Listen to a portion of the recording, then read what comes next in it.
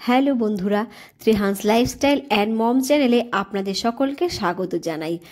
আজকে আমি আপনাদের সঙ্গে শেয়ার করতে চলেছি আমার 1.5 বছরের ছেলেকে সকাল থেকে রাত পর্যন্ত কি কি খাবার দিই, আর সেই সঙ্গে কিন্তু আমি রেসিপিগুলো শেয়ার করব। ছেলেকে দিনে কতটা জল খাওয়াই সেটাও কিন্তু ভিডিওতে থাকবে। আজকের ভিডিওটি খুবই ইন্টারেস্টিং হতে চলেছে, আশা করি আপনারা পুরোটাই দেখবেন। আর ভিডিওটিতে কিন্তু অবশ্যই একটা লাইক করে দেবেন, আর চ্যানেলে নতুন হয়ে থাকলে চ্যানেলটাকে কিন্তু সাবস্ক্রাইব করতে ভুলবেন না। আমি এটা কিন্তু সানডেতে ভিডিওটাকে শ্যুট করেছি, আর সকাল 8:30 থেকেই কিন্তু আমি ভিডিওটি স্টার্ট করে দিয়েছি। আর আমার ছেলেকে দেখতেই পাচ্ছেন কীভাবে বড়দের মতো ব্রাশ নিয়ে খেলা করছে। ও রোজ দিন এভাবে ব্রাশ নিয়ে খেলা করে কিছুক্ষণ, তারপরে আমি ওর দাঁত জিভ ভালো করে পরিষ্কার করিয়ে তারপর কিন্তু ফ্রেশ করে দিই। ফ্রেশ ট্রেশ করিয়ে দিয়ে আমি ওকে রোজ দিন খালি পেটে 1 চামচ করে মধু খাইয়ে থাকি। এরপর আমি একটু ইসুতুষ্ণ জল খাইয়ে দিই। তারপর ও 30 মিনিট খেলাধুলো করে, এমনকি বই নিয়েও আমি খেলার ছলে একটু পড়িয়ে থাকি।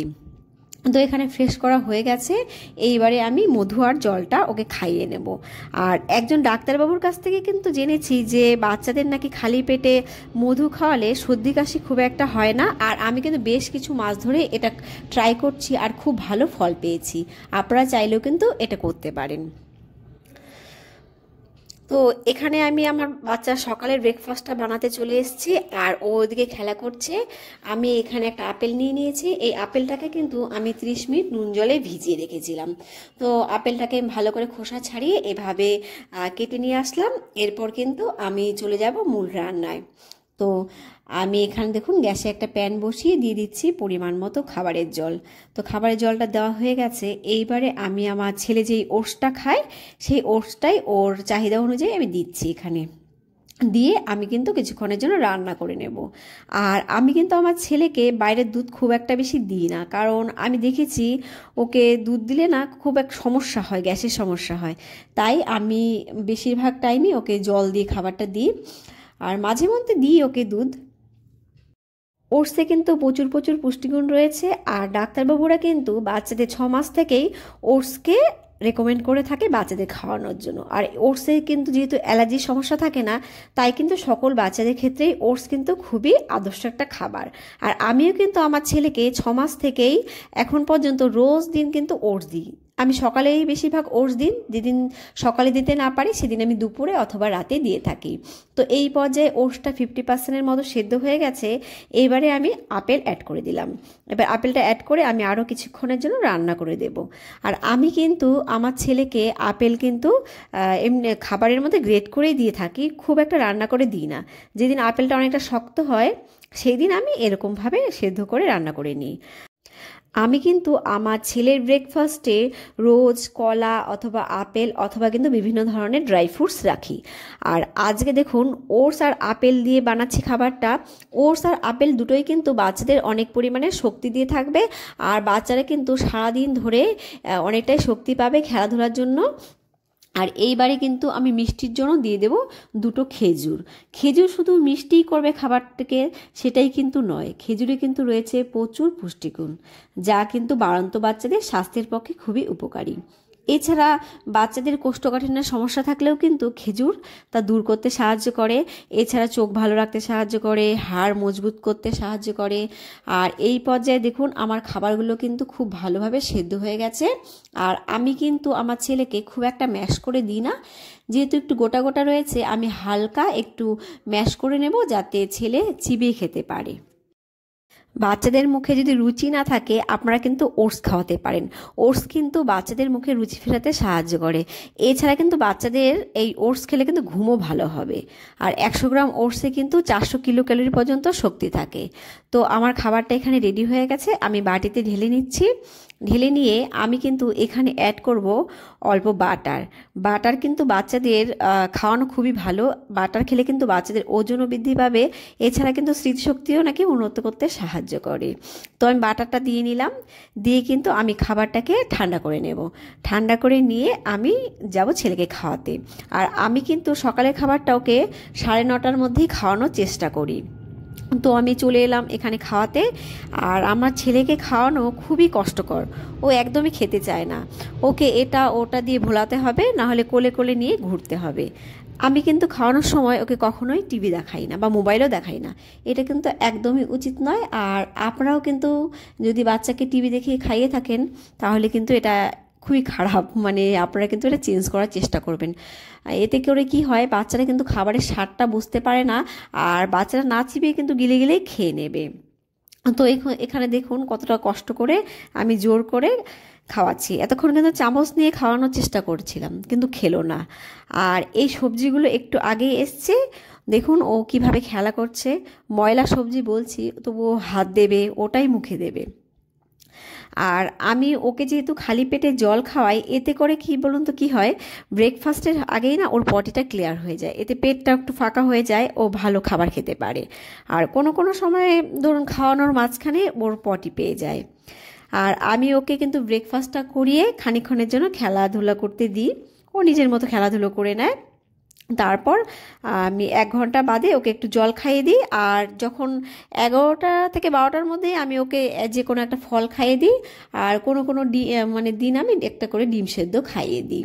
তো ছেলেকে খাওয়ানো হয়ে গেছে, এবারে আমি আমার বাকি কাজগুলো করে নেব।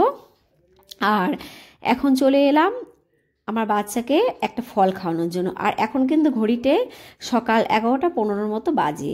আর ওকে আমি আজকে একটা লেবু দেবো। তো এইবার না আমি ওকে কমলা লেবু খুব একটা খাওয়াতে পারিনি, এবার লেবুগুলো না বেশ টক ছিল, আর ও না টক জিনিস একদমই খেতে পছন্দ করে না। আর আমি কিন্তু এই লেবুটাকে ভালো করে ধুয়ে নিয়েছি, আর ধুয়ে এবার ভালো করে খোসা ছাড়িয়ে পরিষ্কার করে নেব। আর এই লেবুটা আমি খেয়ে দেখেছি, লেবুটা কিন্তু অনেকটা মিষ্টি, তাই ভাবলাম যে আজকে ওই লেবুটাই দেব।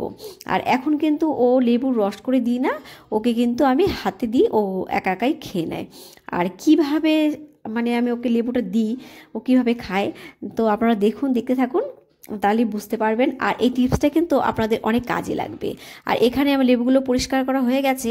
আর আমি এইবার একটা ছুরির সাহায্যে ভালো করে এই সামনের দিকটা কিন্তু ছাড়িয়ে নেব, ছাড়িয়ে আমি বীজগুলোকে ভালো করে পরিষ্কার করে নেব।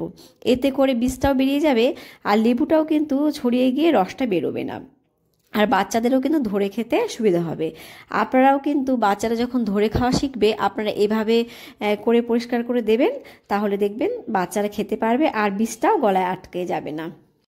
এইভাবে করে কিন্তু আমি প্রত্যেকটা লেবুর বীজগুলো ছাড়িয়ে নেব। আর বাচ্চারা যখন থেকে হাতে ধরে খাওয়া শিখবে, তখন থেকে কিন্তু আপনারা বাচ্চাকে রস না করে এভাবে খেতে দেবেন, তাহলে কিন্তু বাচ্চারা পুরো লেবুর পুষ্টিগুণটাই পেয়ে যাবে। তো আমার এখানে ছাড়ানো হয়ে গেছে, এবারে কিন্তু আমি বাচ্চাকে খাইয়ে ঘুম পাড়িয়ে দেবো স্নান করিয়ে।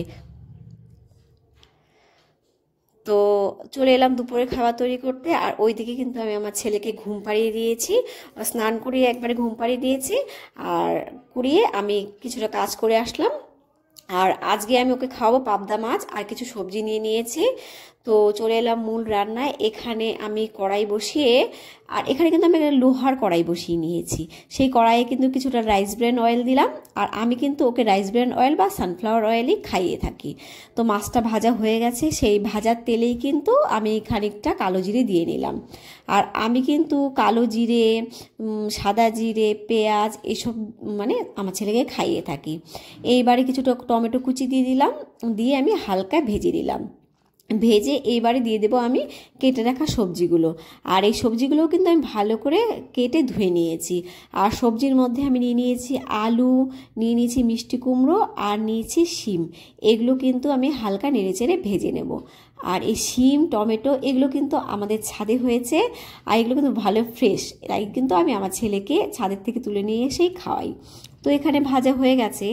তো এরপরে আমি পরিমাণ মতো জল দিয়ে দিলাম, দিয়ে আমি আমার ছেলেকে যেই পিঙ্ক নুনটা খাওয়াই, আর সেই নুনটাই আমি অল্প পরিমাণে দিয়ে দিলাম। এরপর দিয়ে দিব অল্প হলুদ। আর ঝালের জন্য কিন্তু আমি ওকে গোলমরিচের গুঁড়োটাই খাইয়ে থাকি এখন পর্যন্ত। আর এখানে কিন্তু গোলমরিচের গুঁড়োটা স্কিপ হয়ে গেছে। তো এইবারে আমি ভালো করে সেদ্ধ করে নিলাম। আর যেহেতু লোহার কড়াতে করেছি, সেহেতু কিন্তু এখানে কালারটা একটু কালচে কালচে হয়ে গেছে। তো আমার সবজি সেদ্ধ হয়ে গেছে, এমনি দিয়ে দিলাম মাছটা। আর এখানে দিয়ে দিচ্ছি অল্প পরিমাণে ভাত, আমাদের ঘরে যে ভাতটা হয়েছে সেখান থেকে অল্প পরিমাণে ভাত আমি এখানে দিয়ে নিলাম। আর এইভাবে কিন্তু রান্না করলে মাছের ফ্লেভারটা সবজি আর ভাতের মধ্যে যায়, আর তাতে করে কিন্তু খাবারটা অনেকটা টেস্টি হয়, বাচ্চারা কিন্তু ভালো খাবে। একবার ট্রাই করে দেখতে পারেন। আর অল্প ধনেপাতা কুচিও আমি দিয়ে নিলাম, দিয়ে তো আমি খানিকক্ষণ ফুটিয়ে নিলাম। তো খাবারটা একদম রেডি হয়ে গেছে। এইবারে কিন্তু আমি ঠান্ডা করে নিয়ে আমার ছেলেকে খাইয়ে নেব। আর আমি কিন্তু দুপুরে ওকে 1:30 থেকে 2টোর মধ্যে খাবারটা খাইয়ে থাকি। আর এইবারে আমি চলে এলাম বাচ্চার সন্ধ্যের খাবার তৈরি করতে। এখন বাজে কিন্তু ঘড়িতে 5:30। আর আমি এখানে নিয়ে নিলাম কিছুটা পরিমাণে খই, আর এখন দিয়ে দেবো এখানে একটু কলা। আর যেহেতু অনেকটা বড় কলা, তাই আমি হাফ দিয়ে দিলাম। দিয়ে আমি এখানে অল্প জল দিয়ে হাত দিয়ে চটকে নেব, নিলেই কিন্তু তৈরি হয়ে যাবে বিকেলের খাবার। এই খাবারটা কিন্তু বাচ্চাদের শক্তপটির সমস্যা থাকলে সেই সমস্যা কিন্তু দূর করে দেয়। তাই কিন্তু আমি আমার ছেলেকে মাঝে মধ্যেই খাবারটা দিয়ে থাকি। আর আমি কিন্তু সকাল থেকে রাত পর্যন্ত আমার ছেলেকে 800 থেকে 900 ml মতো জল খাইয়ে থাকি। ডাক্তারবাবুরা কিন্তু বলে থাকেন 1 লিটারের মতো খাওয়াতে। আর এতটা জল আমি খাওয়াতে পারি না, মানে টাইম হয় না। তো এই খাবারটা খেয়ে কিন্তু আমার ছেলে খানিকটা ঘুমিয়ে নেবে। তো চলে এলাম আমি এখানে রাতের খাবার তৈরি করতে। রাতের খাবারের জন্য আমি এখানে ডালিয়া আর কিন্তু মিষ্টি আলু নিয়ে নিয়েছি। আর আমি কিন্তু 8:30 থেকে 9টার মধ্যে আমার ছেলেকে খাইয়ে থাকি।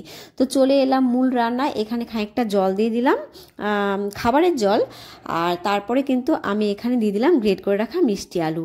আমি কিন্তু এই মিষ্টি আলুটাকে ভালো করে ধুয়ে গ্রেট করে নিয়েছি। তো মিষ্টি আলুটা দিয়ে দিলাম, দেওয়ার পরে এখানে দিয়ে দিলাম ডালিয়া। এই ডালিয়াটা কিন্তু আমি 1 ঘন্টার মতন জলে ভিজিয়ে রেখেছিলাম, এতে করে কিন্তু খুব তাড়াতাড়ি সেদ্ধ হয়ে যায়। আর কুকারে করলে কিন্তু অতটা মানে ভেজাতে হয় না, কুকারে এমনিতেই অনেকটা তাড়াতাড়ি হয়ে যায়। এবার ভালোভাবে মিশিয়ে আমি কিন্তু সেদ্ধ করে নেব। আর পেট ভরানোর খাবার হিসাবে কিন্তু ডালিয়াকে প্রথম চয়েস হতেই পারে, কারণ ডালিয়া খেলে কিন্তু বাচ্চাদের অনেক পেট ভর্তি থাকে। আর যদি বাচ্চাদের অ্যালার্জি না থাকে সেক্ষেত্রে। আর আমি কিন্তু বাচ্চাকে সপ্তাহে 2 থেকে 3 দিন ডালিয়া খাইয়ে থাকি, 2 দিন রুটি খাইয়ে থাকি, ওটস দিই, মাঝে মাঝে ভাতও দিই।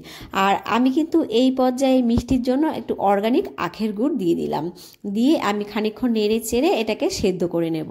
আর ডালিয়া খেলে যেহেতু বাচ্চাদের পেট অনেকক্ষণ ভর্তি থাকে, তাই কিন্তু বাচ্চারা অনেকক্ষণ ঘুমোয় আর রাতে উঠে খুব একটা জ্বালাতন করে না। তো খাবারটা আমার এখানে রেডি হয়ে গেছে, আর আমি খাবারটা কিন্তু ঢেলে নিলাম। আর আপনারা চাইলে কিন্তু এই ডালিয়াটাকে দুধের মধ্যেও সেদ্ধ করে খাওয়াতে পারেন, যদি বাচ্চার গরুর দুধে কোনো রকম সমস্যা না থাকে। তো খাবারটা কিন্তু রেডি হয়ে গেছে, এবার ঠান্ডা হয়ে গেলে ছেলেকে খাইয়ে নেব। আর আমি কিন্তু আমার ছেলেকে 10:30 থেকে 11টার মধ্যেই ব্রেস্ট ফিড করে ঘুম পাড়িয়ে দিই। তো আজকের ভিডিও এই পর্যন্তই, দেখা হবে নেক্সট ভিডিওতে। আর ভিডিওটি কেমন লাগলো জানাবেন। এই পর্যন্ত আমার সঙ্গে থাকার জন্য অসংখ্য ধন্যবাদ। ভালো থাকবেন, বাচ্চাদের ভালো রাখবেন। Bye bye.